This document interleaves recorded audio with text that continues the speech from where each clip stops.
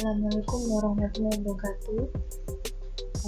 Di sini kami akan menjelaskan dan akan menampilkan hasil diskusi kelompok kami yang bertema menganalisis puisi.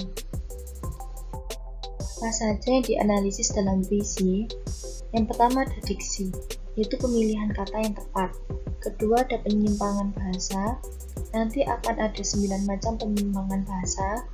Yang ketiga ada gaya bahasa, yaitu susunan perkataan yang menimbulkan suatu perasaan tertentu dalam hati pembaca. Dan yang terakhir ada bunyi. Bunyi dibentuk oleh rima dan irama. Yang pertama ada diksi. Diksi adalah pemilihan kata-kata oleh penyair dalam puisinya. Karya sastra yang sedikit kata-katanya dapat mengungkapkan banyak hal. Maka kata-katanya harus dipilih secara tepat dan secermat mungkin. Karena pemilihan kata dalam puisi berhubungan erat dengan makna, keselarasan bunyi, dan urutan kata. Contoh diksi, di saat mereka yang berjuang mengorbankan darah mereka, tak pedulikan berakhir sia-sia atau mati di tangan penjajah. Penyair memilih kata mati, darah, dan peduli agar lebih mudah dipahami. Contoh lain dalam judul puisi doa karya Chairil Anwar, biar susah sungguh, mengingat kau penuh seluruh. Penyair memilih kata sungguh dan kau. Kata-kata ini tidak dapat diganti ataupun dibalik, karena akan merubah makna dan keselarasan bunyi. Yang kedua, penyimpangan bahasa. Penyimpangan bahasa dibagi menjadi 9. Yang pertama ada penyimpangan semantis, artinya penyimpangan yang penggunaan kata dalam puisinya memiliki makna yang tidak menunjuk pada makna aslinya dan satu makna tertentu. Contoh, penyair menggunakan kata langit, namun maknanya bukan langit dalam bahasa sehari-hari, melainkan bisa merujuk pada Tuhan, sesuatu atau seseorang yang sangat jauh dan sulit digapai. Yang kedua, penyimpangan fonologis atau bunyi bahasa. Untuk kepentingan rima, penyair sering melakukan penyimpangan bunyi. Sebagai contoh dalam puisi yang berjudul Yang Terampas dan Putus, karya Chairil Anwar. Chairil Anwar menggunakan kata menggigil untuk menggantikan kata menggigil. Ia melakukan penyimpangan dengan mengubah bunyi huruf L menjadi bunyi huruf R. Menggigir juga ruang di mana dia yang kuingin, yang terampas dan putus. Yang ketiga, penyimpangan morfologis atau pembentukan kata. Penyair seringkali tidak mengindahkan aturan morfologis untuk memberi daya atau kekuatan tertentu dalam bentuk pengucapan puisinya. Sebagai contoh, puisi Balada Sumilah karya W.R. Rendra.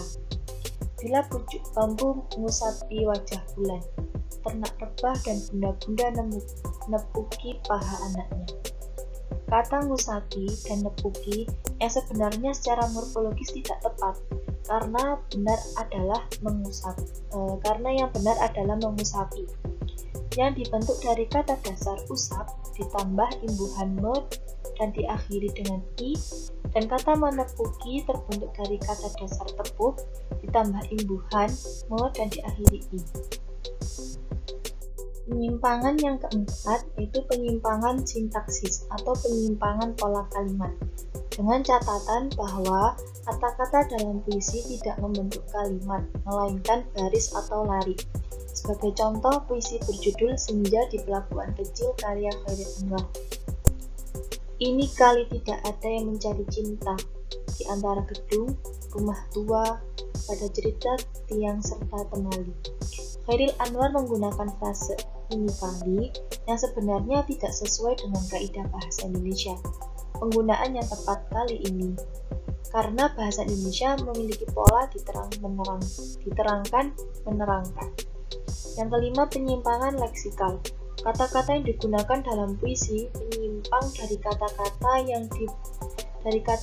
yang kita pergunakan dalam kehidupan sehari-hari. Misalnya, ngiau, pepintu, leluka, sepi, saupi. Contoh dalam puisi yang berjudul Sepi Saupi karya Sutarji Kalzoum. sepi saupa, sepi saupi, sampai pisaunya ke dalam nyanyi. Yang keenam, penggunaan register. Penyimpangan ini berupa penggunaan ragam bahasa atau istilah yang digunakan kelompok profesi tertentu dalam masyarakat. Misalnya, dalam profesi supir angkot daerah Jabodetabek terdapat istilah sewa, yang berarti penumpang. Ada juga bongkaran, artinya jumlah penumpang banyak, dan lain sebagainya. Penyair seringkali menggunakan register atau dialek profesi ini untuk menguatkan latar puisi yang temanya berkaitan dengan profesi tertentu itu. Penyimpangan bahasa yang ketujuh, menggunakan dialek. Untuk mengungkapkan makna yang diinginkan, suasana dan perasaan yang sesuai, penyair sering menggunakan dialek yang bila diganti dengan bahasa Indonesia, maka ada kandungan maknanya yang hilang. Misalnya, Darmanto JT menggunakan kata capres, plek, kempleng-kempleng, dan denmas, priagung, rusuhi.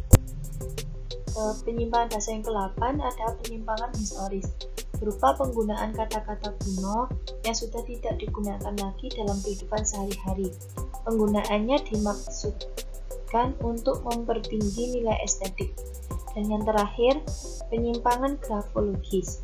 Dalam menulis kata-kata, kalimat, lurik atau baris, penyair sengaja melakukan penyimpangan dari kaidah bahasa yang biasa berlaku. Penyimpangan grafologis adalah penyimpangan sistem tulisan.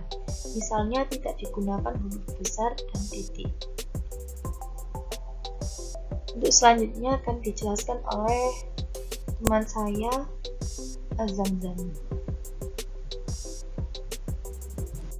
Gaya bahasa. Tujuan diciptakannya gaya bahasa. Yang pertama, agar menghasilkan kesenangan yang bersifat imajinatif. Yang kedua, agar menghasilkan makna tambahan. Yang ketiga, agar dapat menambah intensitas dan konkret sikap dan perasaan penyair. Yang keempat, agar makna yang diungkapkan lebih padat. Fungsinya menghidupkan kalimat dan memberi gerak pada kalimat. Macam-macam gaya bahasa. Yang pertama, metafora. Yang kedua, simile. Yang ketiga, personifikasi. Yang keempat, metonimia.